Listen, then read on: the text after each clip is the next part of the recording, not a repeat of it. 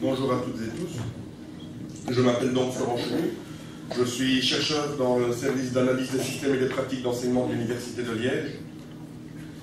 Et après moi, donc Bernard Ray, du service des sciences de l'éducation, prendra la parole pour présenter ce PowerPoint que nous avons construit à deux équipes, donc de Liège et de Bruxelles. Alors, notre PowerPoint a pour titre « Redoublement et maintien ». Appréhender le problème et agir. Je vais développer toute la partie appréhender le problème et Bernard Ray présentera la partie agir. Alors avant de rentrer dans le vif du sujet, je tenais à vous présenter un peu qui sont les différentes personnes qui ont travaillé sur ces projets. Donc il y en a que deux qui interviennent aujourd'hui, mais derrière nous il y a toute une équipe. Il y a les responsables académiques de l'ULB et du LG, Sabine Gall, Bernard Ray qui est ici présent, Dominique Lafontaine qui est présent également, Christian Monseur, et puis alors, il y a toute une équipe de chercheurs qui ont réalisé aussi ces recherches. Fanny Weiland est là parmi nous également. Voici le plan de mon intervention. Donc je commencerai par la première partie. Je fournirai quelques chiffres en introduction. Je me demanderai ensuite est-ce que le redoublement et le maintien sont des pratiques pédagogiques efficaces. Je me demanderai aussi si le fait d'être maintenu dépend uniquement de l'élève, de ses compétences, ou si d'autres facteurs peuvent influencer la décision de maintenir ou de faire doubler un élève. Quel est le profil de ces élèves maintenus? Et avant de laisser la parole à Bernard Ray, je ferai une petite conclusion provisoire. J'en viens donc à mon premier point, quelques chiffres en introduction. Alors les chiffres que je vais vous présenter sont issus des indicateurs de l'enseignement dont on vient de parler il y a quelques instants, indicateurs qui paraissent chaque année et qui donnent un certain nombre d'informations sur l'état de notre système scolaire. Sur ce graphique, vous avez en ordonnée un certain nombre de classes, ça va de la 3e maternelle à la 6e secondaire. Je n'ai pas repris chacune des classes de ce parcours, mais seulement celles où les taux sont les plus significatifs, les plus intéressants à regarder. Alors, on va voir pour chaque classe le pourcentage d'élèves qui sont à l'heure, donc qui n'ont jamais connu un redoublement ou un maintien. Ce sera la partie verte des graphiques. Le pourcentage d'élèves qui sont en retard d'1 an et le pourcentage d'élèves qui sont en retard de 2 ans et plus. C'est ce qu'on appelle dans le jargon un retard lourd. En 3e maternelle, en 2009-2010, 96% des élèves environ étaient à l'heure. Par contre, 4% sont déjà en retard. 4% d'élèves sont maintenus en 3e maternelle alors que c'est un moment où la scolarité n'est pas encore obligatoire. En première primaire, un élève sur 10 est en retard. Un élève sur 10 a déjà connu le redoublement. Certains élèves l'ont déjà connu plus d'une fois. Ce taux continue à augmenter en 2e primaire. Et fin de l'enseignement primaire, plus d'un élève sur 5 a déjà doublé. On dit souvent que la transition entre la 6e primaire et la 1re secondaire est assez délicate et les chiffres des indicateurs de l'enseignement en attestent. On remarque en fait une très forte amplification du taux d'élèves qui sont en retard. Le taux d'élèves qui sont en retard d'1 an, mais aussi et surtout le taux d'élèves qui sont en retard de 2 ans et plus. Donc, en première secondaire, quasiment 40% des élèves ont connu l'échec et plus de 10% l'ont connu plusieurs fois.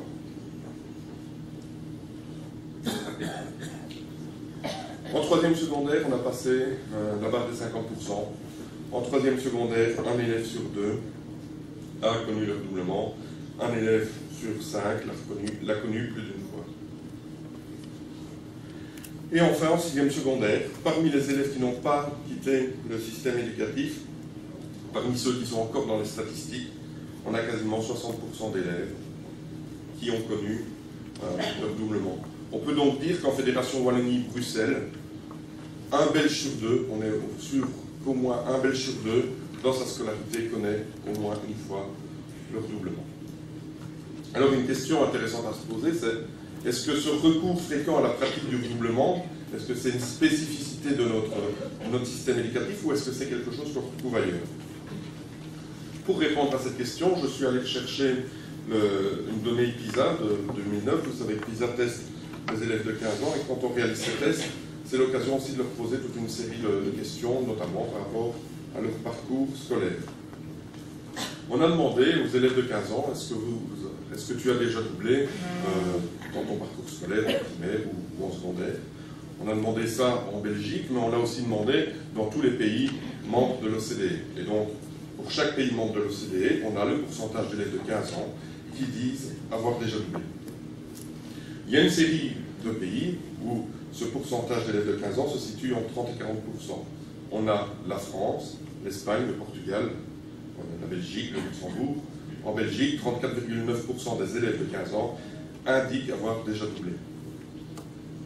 Une autre série de pays où le pourcentage se situe entre 20 et 30%, les Pays-Bas, la Suisse, l'Allemagne. Vous remarquez au passage que ce ne sont pas des pays spécialement réputés pour leur score de haut niveau aux mêmes études internationales. Donc le fait de pratiquer beaucoup le doublement ne semble pas aller avec un niveau d'exigence élevé et en tout cas des résultats d'apprentissage élevés, un rendement élevé. Entre 10 et 20%, on retrouve l'Italie, l'Autriche, l'Irlande, la Hongrie. Et puis, on a toute une série de pays où moins de 10% des élèves de 15 ans indiquent avoir déjà doublé. Donc ce sont des pays qui pratiquent peu le doublement. Et on remarque que ces pays, ils représentent 18 des 34 pays de l'OCDE. Autrement dit, le non-redoublement, c'est plutôt la majorité des situations. La Belgique, avec son taux de 34,9, ben c'est plus une exception qu'une règle.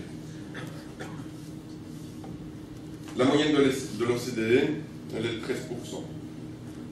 Alors, je vous ai présenté le taux de la Belgique. Vous savez que la Belgique, elle regroupe plusieurs communautés. La communauté germanophone, la communauté flamande et la Fédération Wallonie-Bruxelles. Dans le taux qui est affiché là, c'est une moyenne pour les trois communautés. On est allé chercher, on a calculé le taux spécialement pour la Fédération Wallonie-Bruxelles et les suivants. En Fédération Wallonie-Bruxelles, 46,6% des élèves de 15 ans indiquent avoir déjà doublé. On est le pays où ce taux est le plus élevé, on est en quelque sorte les champions du monde. On peut maintenant se centrer sur le taux d'élèves maintenus en troisième maternelle. Alors on a ce taux-là pour différentes années scolaires, on l'a de 2004-2005 à 2009-2010, et donc ça permet de voir comment ce taux évolue au fil du temps. En 2005, 5,02% des élèves en âge d'être en première primaire étaient encore en maternelle. On a des résultats du même ordre pour 2006, 2007, 2008. En 2009, on observe une diminution d'environ 1%. Et cette diminution se confirme en 2010. Alors, on peut faire une hypothèse pour expliquer cette diminution, et cette hypothèse est liée à l'effet d'entrée en application du décret de 2008. Donc, ce décret, qu'est-ce qu'il dit? Il dit qu'on ne peut utiliser qu'au maximum 4 années pour parcourir le cycle 5-8. Dès lors, un enfant qui serait maintenu en troisième maternelle ne peut plus par la suite bénéficier d'une année complémentaire après sa première primaire ou sa deuxième primaire. On peut penser que certains enseignants, mais aussi et surtout certains parents, préfèrent que leur enfant ne soit pas maintenu en troisième maternelle pour laisser la possibilité de doubler par la suite. À côté de ces résultats qui portent sur l'ensemble des élèves en Fédération Wallonie-Bruxelles, on a interrogé un échantillon de 719 enseignants de troisième maternelle sur le problème du maintien. Donc, c'est ici les acteurs de terrain qui ont la parole. Et on leur a notamment demandé, est-ce que vous avez maintenu des élèves au cours des 3 dernières années? On remarque que 39% nous disent, non, au cours des 3 dernières années, je n'ai pas maintenu d'élèves. On leur a demandé, pourquoi est-ce que vous n'avez pas maintenu d'élèves au cours de ces 3 dernières années? Et voici les raisons invoquées. 70% disent simplement que l'occasion ne s'est pas présentée. 20% disent « moi je n'ai pas maintenu d'élèves » pour justement laisser cette possibilité de doubler plus tard. 6% jugent que maintenir un élève est inutile et donc elles ne le maintiennent pas. Et 4% sont par principe opposés au maintien. Au final, seulement 11 enseignants sur les 719 que nous avons questionnés sont clairement opposés au maintien et au doublement. Sur 11, c'est les 6 plus 4% d'être en 30%. Alors si les enseignantes sont tellement favorables à la pratique du maintien, si elles semblent faire quasi l'unanimité, c'est peut-être parce que cette pratique est efficace. Et donc j'en viens à ma deuxième question. On a demandé dans la même enquête par questionnaire aux enseignants de juger l'utilité de maintenir un élève. On leur a demandé, pour vous, maintenir un élève, c'est quelque chose de tout à fait inutile, plutôt utile, tout à fait utile. On a les résultats pour les 719 enseignants de 3e maternelle, mais on a aussi les résultats pour leurs collègues de première primaire, qui étaient aussi environ 700. Et ces résultats, on peut les contraster selon qu'il y a des élèves maintenus ou pas d'élèves maintenus dans les 3 dernières années pour cette implantation, pour cette enseignante concernée. On remarque que qu'il y ait des maintiens ou qu'il n'y en ait pas, plus de 75%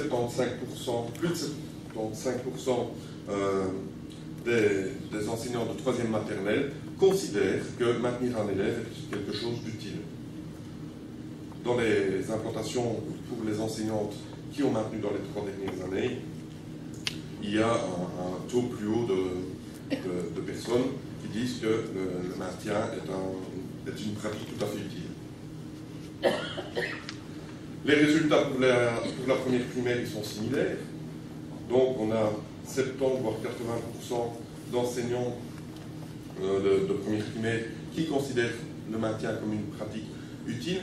Alors ces résultats-là, qu'est-ce qu'ils illustrent? D'une manière plus générale, ils illustrent que pratiquer le maintien part d'une bonne intention. Il y a cette idée d'utilité. On n'est pas ici dans une perspective de sanction, on n'est pas dans une logique méritocratique, mais vraiment, on a l'idée que maintenir un élève peut être utile pour la suite de sa scolarité. Et voici d'autres résultats qui vont dans le même sens. Toujours des propositions à juger. Une année supplémentaire en 3e maternelle permet à l'élève de continuer à évoluer à son rythme. 91% des institutrices de 3e maternelle sont d'accord avec cette proposition. D'accord, tout à fait d'accord. Le maintien est bénéfique pour la suite de la scolarité de l'enfant. 88% d'accord. Maintenir permet de donner à l'élève une chance de mieux démarrer. 91% d'accord. L'élève maintenu a des chances supplémentaires de réussir par après, car il aura des bases solides. 90% d'accord. Les élèves maintenus ont ainsi l'occasion de grandir, de mûrir. 90% d'accord. Tout ceci montre que quand on maintient un élève, c'est dans le but d'améliorer son apprentissage, c'est dans le but, c'est avec une bonne intention. Alors la question que ça amène inévitablement, c'est est-ce que pratiquer le maintien ou le redoublement, est-ce que ça a ces effets positifs attendus par les enseignants? Juger l'efficacité du redoublement, ça revient à se demander, est-ce que redoubler permet d'améliorer les apprentissages? Est-ce que ça permet d'améliorer les résultats scolaires des élèves? Pour répondre à cette question, on peut se baser sur ce qu'on constate sur le terrain, et c'est ce que de nombreux enseignants font au jour le jour. Ils ont des élèves en difficulté dans leur classe. Ces élèves parmi ces élèves, certains vont être amenés à connaître le redoublement. Et souvent, l'enseignant va récupérer le même élève dans sa classe une année plus tard. Qu'est-ce qu'il va observer, l'enseignant? C'est que cet élève, il a des résultats meilleurs par rapport à l'année précédente. L'enseignant va conclure, à juste titre et de manière tout à fait légitime, que le redoublement est une mesure efficace. Alors ce constat, il est juste. Le problème, c'est que par la force des choses, il est limité. On ne sait pas ce que serait devenu l'élève s'il avait réussi. On ne sait pas puisqu'il a doublé ou qu'il a été maintenu. Mais c'est dans ces termes-là que les recherches qui portent sur le redoublement essayent de raisonner. C'est à ce type de questions que les chercheurs qui étudient le problème essayent de répondre. Alors comment s'y prennent-ils? ils apparient des élèves qui ont des difficultés à l'identique, et l'inéquité de notre système éducatif fait que, à difficulté égale, on dirait à compétence égale, mais ici c'est plutôt à difficulté égale, à difficulté équivalente, certains redoublent et d'autres passent de classe. Le chercheur, plus facilement que l'enseignant, peut suivre le parcours scolaire de cet élève sur plusieurs années. L'enseignant, il l'a dans l'année qui suit, il peut éventuellement parler avec des collègues de manière relativement proche ou distante, mais le chercheur, lui, peut entreprendre une démarche plus systématique qui va permettre de suivre ses élèves sur une période plus longue qu'une année. Et qu'est-ce qu'on observe dans les recherches? On observe que les résultats de l'élève qui passe de classe sont encore meilleurs que les résultats de celui qui a doublé, à compétence équivalente au départ. Le constat des enseignants, il n'est pas faux. Oui, l'élève continue à progresser et à s'améliorer quand il double. Mais ce que les recherches permettent de montrer, c'est que s'il avait passé de classe, cet élève aurait progressé encore plus. Comment concrètement fait-on pour mener de telles recherches? On fait passer des tests à une population d'élèves, à un échantillon d'élèves relativement important. Ça permet de repérer des élèves forts, des élèves moyens et des élèves faibles.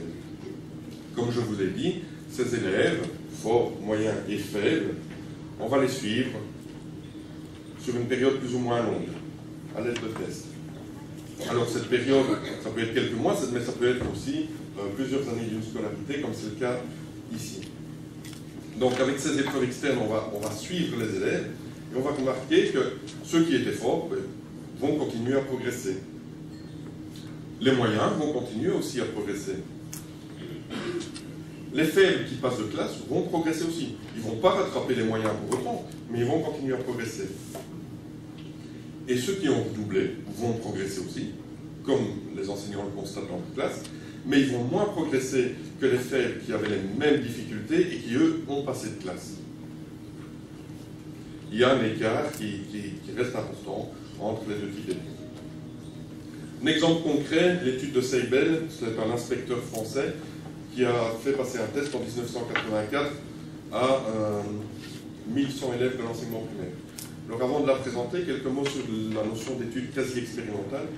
Pour un chercheur, l'idéal, s'il voulait vraiment étudier le redoublement dans les règles de la recherche, on devrait repérer toute une série d'élèves en difficulté et décider aléatoirement, celui-ci va doubler, celui-ci va réussir, et puis alors après, aller comparer les résultats. Dans ce cadre-là, on parlerait d'études expérimentales. Vous comprenez bien, pour des raisons déontologiques évidentes, on ne peut pas faire ce type d'études. Dès lors, on profite de l'inéquité de notre système, des différences d'exigences entre classes, des différentes exigences entre enseignants pour créer cette part d'aléatoire. Et donc, on le verra plus loin, selon l'enseignant qu'on a devant soi, à difficulté équivalente, on a plus ou moins de risques de doubler. Alors, Seibel, qu'est-ce qu'il a fait? Il a fait passer un test en français, il a fait passer ce test à 1100 élèves, il l'a fait passer au mois de juin, avant que l'enseignant ne prenne des décisions de redoublement, et il l'a refait passer au mois de décembre. Bon, grâce à ce test, Seibel repère des élèves forts, des élèves moyens, des élèves faibles qui, sur base des résultats à l'examen de l'enseignant, par exemple, vont passer de classe ou vont doubler. Pas sur base du test que Seibel, lui, a fait passer, sur base des résultats de l'enseignant. Donc, vous voyez par exemple que les forts obtiennent 86,5% en juin et les moyens 69,9%. En décembre, Seibel refait passer une forme parallèle de ce test et il peut examiner les résultats des différentes catégories d'élèves à ces deux moments. Et on remarque que des élèves qui avaient des résultats plus ou moins comparables en juin ont en décembre des résultats assez divergents.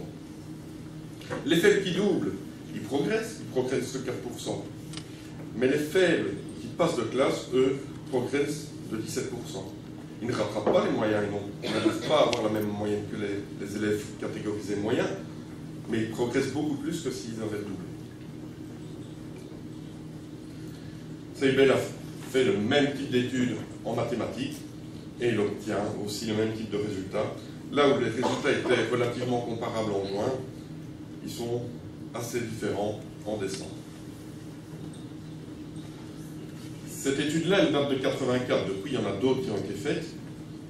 Et les plus récentes ont été réalisées avec des techniques de contrôle très sophistiquées qui permettent vraiment de s'assurer que les différents biais qui pouvaient jouer dans des études comme celle que je viens de présenter avant sont vraiment contrôlés. Ces études plus récentes, elles montrent que finalement, à court terme, maintenir un élève, ce n'est peut-être pas si négatif que ce qu'on avait tendance à penser par le passé.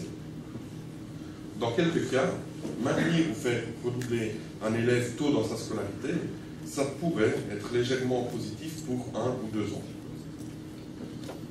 Ça renvoie encore une fois à ce constat que les enseignants font dans leur classe au jour le jour. Seulement, les mêmes études montrent qu'à moyen et à long terme, les conséquences sont extrêmement négatives. En particulier, le maintien et le redoublement a un impact très négatif sur la confiance en soi des élèves et il accroît le risque que l'élève abandonne sa scolarité prématurément. Alors, par rapport à ces recherches, et notamment l'impact sur la confiance en soi, on entend souvent des enseignants nous dire « Oui, mais non, le doublement, c'est pas si négatif que ça. Les enfants, ils n'ont pas 6-7 ans pour eux. Est-ce qu'ils se rendent... Enfin, oui, ils se rendent compte qu'ils doublent, mais est-ce qu'ils le vivent vraiment comme un échec? C'est peut-être quelque chose qui va dans l'autre des choses, et la confiance en soi, elle n'est peut-être pas si affectée qu'on le prétend. » On a demandé à notre échantillon de 719 enseignants de juger la proposition suivante. On a tendance à exagérer le rôle négatif du maintien en 3e maternelle. Celui-ci est rarement vécu par l'élève comme un échec. On a demandé en maternelle, donc aux 719 enseignants de maternelle, c'est la partie bleue, et aux 700 enseignants de première primaire, c'est la partie rose. On remarque que plus de 80% pensent que oui, on a tendance à exagérer le rôle négatif du maintien en 3e maternelle. Il n'est pas vécu par l'élève comme un échec. Donc vous voyez que plus de 50% des maternelles et plus de 60% des primaires sont d'accord avec la proposition, et plus de 30% des maternelles et plus de 20% des primaires sont tout à fait d'accord avec cette proposition.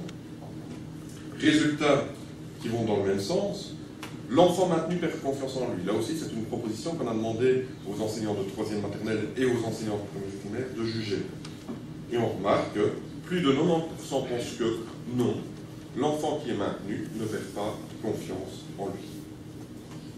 Alors ces résultats-là, ils n'ont pas manqué de nous interpeller, et on s'est dit, mais par rapport à ces résultats, c'est alors intéressant d'aller voir si effectivement les élèves qui ont doublé, est-ce qu'ils en parlent de manière affectée ou pas? Est-ce qu'il y a vraiment cet effet sur la confiance en soi que les recherches mettent en évidence? Et donc, voici quelques propos d'élèves doublants. Il y a quelques extraits vidéo et j'ai pris aussi quelques extraits que j'ai dactylographiés. Premier extrait. J'ai doublé,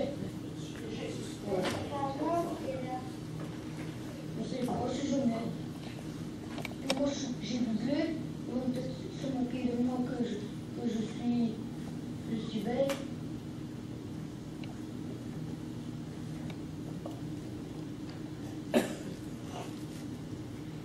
Si je ne réponds pas bien, ils vont peut-être rigoler de moi, c'est ça que j'ai peur. Voilà donc Nicolas qui acquiert un peu cette idée que finalement il n'est pas intelligent, ou en tout cas que les autres élèves vont se moquer de lui parce qu'il est bête. C'est quelque chose qu'on retrouve chez d'autres élèves. Quand j'ai doublé, ça voulait dire que j'étais un mauvais élève. Quand j'ai appris que je doublais, j'ai pensé que je ne savais pas lire. C'est normal de doubler, parce que quand on n'est pas trop intelligent, il faut doubler. C'est un élève qui double qui dit ça, c'est pas un élève qui a réussi, c'est un élève qui double.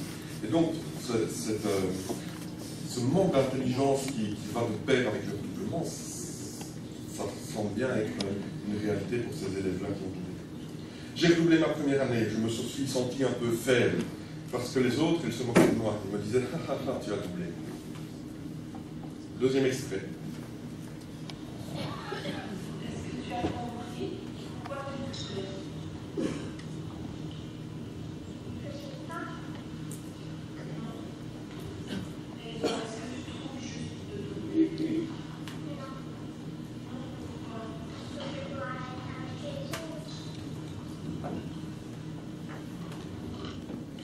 parce que je dois être avec les autres. Il y a cette idée de voir les autres progresser et soit rester avec les petits, et peut-être que cette idée peut-être de se sentir en quelque sorte rabaissé par rapport aux autres, peut-être que ça attaque fortement la confiance en soi, et peut-être que c'est à travers cette comparaison avec ceux qui passent que la confiance en soi est vraiment la plus touchée. Ce n'est pas chouette parce que les autres, ils sont en deuxième. Et moi, je suis encore avec les petits. Troisième extrait.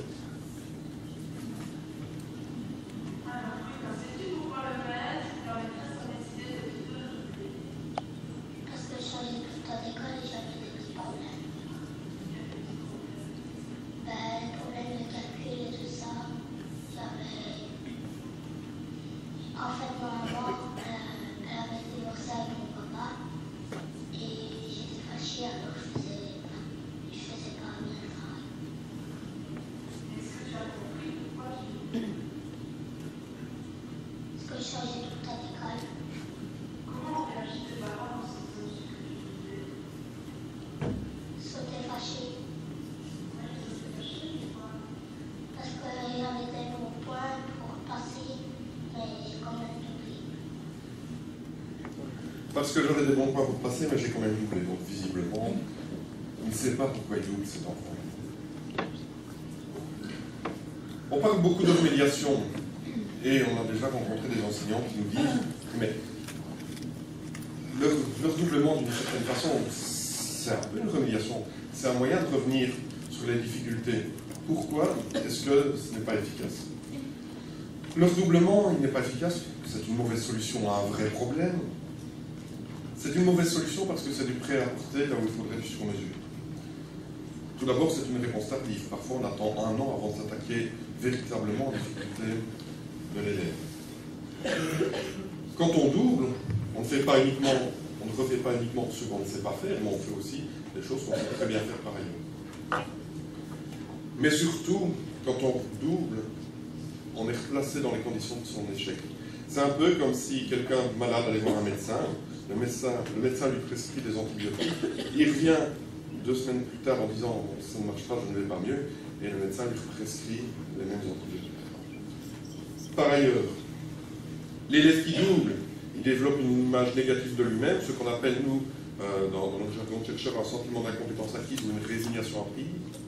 Donc, si j'ai toujours des évaluations négatives avec du rouge ou des contrôles mal réussis alors que les autres réussissent bien, peut-être que finalement c'est moi qui ai un problème. Peut-être que finalement, effectivement, je suis peut-être un peu moins intelligent que les autres. Et si je suis moins intelligent, est-ce que ça vaut la peine vraiment de continuer à m'investir? Est-ce que je ne devrais pas plutôt commencer à me préparer psychologiquement au choc suivant, qui sera par exemple le doublement? Beaucoup d'élèves qui doublent ne savent pas vraiment pourquoi. Début d'année, nos collègues de l'USB sont allés interroger encore toute une série d'élèves qui, donc début primaire, qui avaient gagné le redoublement. Aucun n'a pu expliquer quelles sont les difficultés qui l'ont amené à doubler. Et alors, comme Bruno, il y en a qui intègrent peut-être le discours qu'ils entendent auprès de certains adultes. Si j'ai doublé, c'est parce que mes parents ont divorcé, c'est parce que j'ai déménagé. C'est-à-dire qu'ils expliquent leur doublement par des causes externes, des causes sur lesquelles ils ne peuvent pas vraiment agir. C'est déjà mal parti pour pouvoir s'améliorer l'année suivante. Le fait de doubler ou d'être maintenu dépend-il uniquement de l'élève? Non, le fait de doubler ou d'être maintenu, ça dépend aussi des exigences de l'enseignant. Depuis les années 80, les chercheurs en éducation ont identifié un effet qu'on appelle l'effet posthumus, et qui est que l'enseignant adapte ses exigences au niveau de sa classe. C'est un mode de fonctionnement souvent inconscient, mais très prégnant. Alors, il est très prégnant parce que quand on est en apprentissage, c'est tout à fait légitime, humain, et ça va de soi qu'il faut s'adapter à la classe qu'on a devant soi. Quand on essaye d'apprendre quelque chose à une classe, on se met à leur niveau pour les tirer vers le haut et les amener là vers où on veut les amener, ce qu'on veut qu'ils apprennent. Le problème, c'est quand on adapte ses exigences aussi quand on est en évaluation, ça crée de l'inéquité au sein du système éducatif. Alors voici quelques résultats qui montrent qu'il y a cette adaptation des exigences. Ce sont des résultats qui datent de 92 et qui ont été repris par Marcel Frey dans son bouquin sur l'échec scolaire. Et ils montrent que par exemple, quasiment 90% des enseignants du primaire qui ont été interrogés dans le cadre de cette radioscopie disent qu'ils adaptent leurs épreuves d'évaluation en fonction du niveau des élèves de leur classe. Certains disent que leurs critères d'évaluation varient d'année en année en fonction de ce niveau des élèves. Quand je dis certains, c'est 80%. Et quasiment 80% aussi disent que quand ils font passer une évaluation, ben, ils tiennent compte des résultats de leurs élèves à cette évaluation pour réadapter leurs critères de correction. Alors, ces chiffres-là datent de 92, donc ils ont 20 ans. Sans doute qu'aujourd'hui, ils seraient moins marqués que ça. Pourquoi? Ben parce qu'il y a tout ce dispositif d'évaluation externe qui s'est mis en place et qui a sans doute eu pour effet de sensibiliser le monde enseignant et les équipes éducatives à ces différences de niveau d'exigence. Mais il y a aussi toute une série d'années où il n'y a pas d'évaluation externe, où il n'y a pas vraiment de références sur lesquelles on peut s'appuyer, et où le niveau moyen des élèves de la classe peut continuer à jouer un rôle de référence. C'est particulièrement le cas de la 3e maternelle, où logiquement elle n'est pas obligatoire, et donc il n'y a pas vraiment matière à évaluer pour décider notamment d'un passage de classe. Alors, cette adaptation des exigences, ça fonctionne aussi bien pour une classe faible que pour une classe forte. Donc, quel que soit le type de classe, l'enseignant va créer ce qu'on appelle une courbe de Gauss. Il va retrouver au sein de sa classe beaucoup d'élèves moyens, très peu de très faibles et très peu de très forts. Donc, cet effet va fonctionner aussi bien pour une classe faible que pour une classe forte. Si je suis un élève moyen et que je suis dans une classe faible, j'aurai plus de chances de réussir. Mais si je suis le même élève moyen, avec les mêmes compétences dans une classe forte, j'aurai plus de risques de doubler. Autrement dit, redoubler ou être maintenu, ça ne dépend pas que des compétences de l'élève, ça dépend aussi du niveau d'exigence de l'enseignant qui lui-même est déterminé en partie par le niveau moyen des élèves qui composent cette classe. Autre effet, est-ce que le fait d'être maintenu ne dépendrait pas d'attentes mutuelles entre enseignants? Lorsqu'on a réalisé notre étude, on a rencontré des personnes des CPMS et une nous a expliqué l'histoire suivante. Elle travaillait avec une institutrice et elles avaient envisagé de faire passer une élève de 3e maternelle qui était en difficulté. Quand la personne des CPMS a fait cette proposition, l'institutrice a répondu « Oui, mais si je la laisse passer, qu'est-ce que mon collègue va dire? Qu'est-ce qu'il va dire si je lui envoie un enfant aussi peu compétent? Qu'est-ce qu'il va penser de moi et de ma manière d'enseigner et de stimuler les enfants ?» Il y a derrière ces propos-là une espèce d'appréhension. On dirait que cette institutrice de 3e maternelle, elle a en quelque sorte peur d'être jugée par son collègue de la classe supérieure. Dans notre enquête sur l'échantillon des 719 enseignants de maternelle, on a essayé de voir quelle était l'ampleur de ce type d'appréhension. On leur a demandé de juger la proposition suivante. Vis-à-vis du collègue qui recevra ma classe l'année suivante, je n'ai pas le droit de laisser entrer en première primaire un élève aux lacunes importantes. Moins de 10% ne sont pas du tout d'accord. 25% environ ne sont pas d'accord. Quasiment 45% sont d'accord. Et 20% sont tout à fait d'accord. 2 enseignants de 3e maternelle sur 3 pensent que vis-à-vis du collègue qui recevra la classe l'année suivante, elles n'ont pas le droit de laisser entrer en première primaire un enfant qui a des difficultés importantes. Ce n'est pas un phénomène qu'on observe qu'au niveau du maternel et du primaire. Y compris dans le secondaire, on remarque que les enseignants qui montent avec leur classe, qui ont par exemple la première secondaire puis la 2e secondaire, pratiquent moins leur doublement que ceux qui passent leur lait à l'enseignant de la classe supérieure. Si c'est moi qui monte avec ma classe, je me dis que je vais peut-être pouvoir gérer les choses et que je connais déjà cet élève et que au moins je ne fais pas un sale coup à l'enseignant qui suit. Sale coup parce que j'ai parlé d'appréhension, mais le fait de se positionner par rapport à son collègue de la classe supérieure, c'est aussi de l'ordre de l'empathie. Ce n'est pas que de l'appréhension. Ce collègue qui va déjà avoir 25, 28 élèves dans sa classe de première primaire, qui va devoir apprendre aux enfants à lire, est-ce que je vais en plus aller lui mettre cet élève-là en difficulté qui va lui prendre une bonne partie de son temps? Moi, j'aimerais pas être à sa place, mais peut-être que je ne vais pas le faire. Alors, est-ce que cette appréhension, cette empathie, elles font écho à des attentes de l'enseignant de première primaire? On a demandé aux enseignants de première primaire de juger la proposition. J'attends de l'institutrice de troisième maternelle qu'elle ne laisse pas entrer en première primaire un élève qui présente des difficultés importantes. 3 enseignants de première primaire sur 4 manifestent ces attentes. Avec de telles attentes, la troisième maternelle, elle risque de devenir une pré-première primaire. Une pré-première primaire où on va débuter des apprentissages formels de la lecture, de l'écriture, où on va commencer des opérations mathématiques. Et le développement de certains enfants qui sont en troisième maternelle ne leur permettra pas de faire face à des apprentissages de première primaire. Ils ne sont qu'en troisième maternelle. S'il suffit qu'ils soient un peu à la traîne par rapport aux autres, ils ne pourront pas faire face à ces attentes. Et donc là, des maintiens risquent d'être créés alors qu'ils n'ont pas raison d'être. Alors ces résultats, ils en éclairent un autre. On a regardé dans quelles écoles est-ce qu'il y avait le plus de maintien ou le moins de maintien. Et on remarque que dans les écoles qui n'organisent que de l'enseignement maternel, les taux de maintien sont systématiquement inférieurs chaque année. Dans les écoles qui n'organisent que du maternel, l'enseignant de troisième maternelle n'a pas de lien direct avec l'enseignant de première primaire qui va accueillir ses élèves. Et la prégnance de la relation est beaucoup moins forte. Et donc on peut se dire on peut faire l'hypothèse que les attentes elles jouent un rôle beaucoup moins important quand il n'y a que du maternel au sein de l'école. Quel est le profil des élèves maintenus? Caractéristiques clés des enfants maintenus, les garçons sont plus souvent maintenus. 2 hypothèses pour expliquer ça. Mais les garçons sont peut-être plus turbulents, ils ont peut-être plus de mal à... Ils ont peut-être plus de mal à s'asseoir, à rester à une table, et donc ils répondent peut-être moins facilement aux attentes de l'enseignant de première primaire. Deuxième hypothèse, vous savez que notre société est inéquitable en matière d'égalité homme-femme.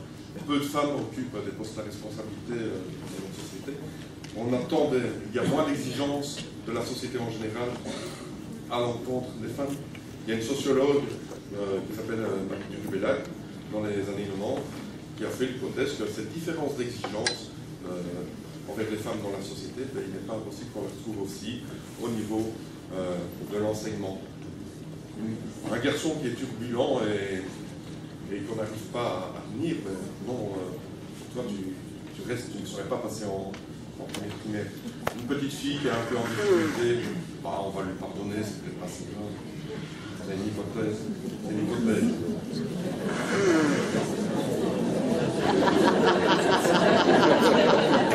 Les enfants qui sont nés au 4e trimestre sont plus souvent maintenus que les autres. Plus on est tard dans l'année, plus on a de risque d'être maintenu. Et enfin et surtout, les enfants qui proviennent de milieux défavorisés sont plus souvent maintenus que les autres.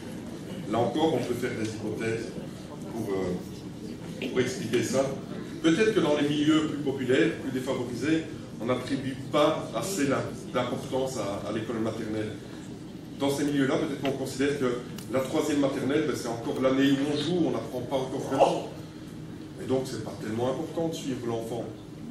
C'est pas tellement grave si il ne va pas à l'école 1, 2, voire 3 heures par semaine. Ce n'est que la 3e maternelle. Peut-être que les enfants sont plus couvrés s'il n'a pas envie d'y aller, il n'y va pas. Voilà. Ce sont des hypothèses que par ailleurs les acteurs de terrain nous ont renvoyées quand on les a rencontrés. Alors voici ici toutes les caractéristiques qui jouent sur le risque d'être maintenu, donc né au 4e trimestre, le fait d'être un garçon, le fait d'avoir un indice socio-économique faible, c'est cet indice qu'on utilise pour établir que les écoles vont bénéficier de l'encadrement différencié, ce qu'on appelait autrefois la discrimination positive, le fait d'être de nationalité non européenne, le fait d'habiter le Hainaut. Si je suis un enfant, il y a un effet d'agrégation, si je suis un enfant défavorisé et que je me retrouve au milieu d'une forte concentration d'élèves défavorisés comme dans le Hainaut, j'ai beaucoup plus de risques d'être maintenu que si je suis cet enfant défavorisé et que j'habite le Luxembourg. Le Brabant wallon est aussi une province qui maintient énormément, sans doute pas pour les mêmes raisons peut-être que là. Il y a un effet posthumiste et on a tendance à augmenter les exigences et donc certains enfants ne peuvent pas faire face.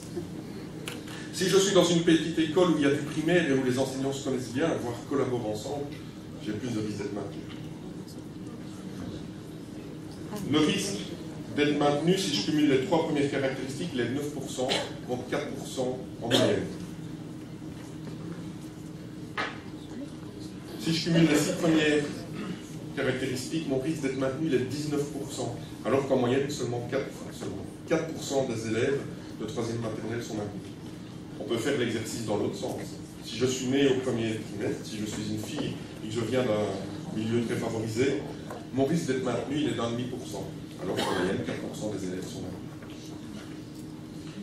Quelques conclusions avant de laisser la parole à Bernard Gray.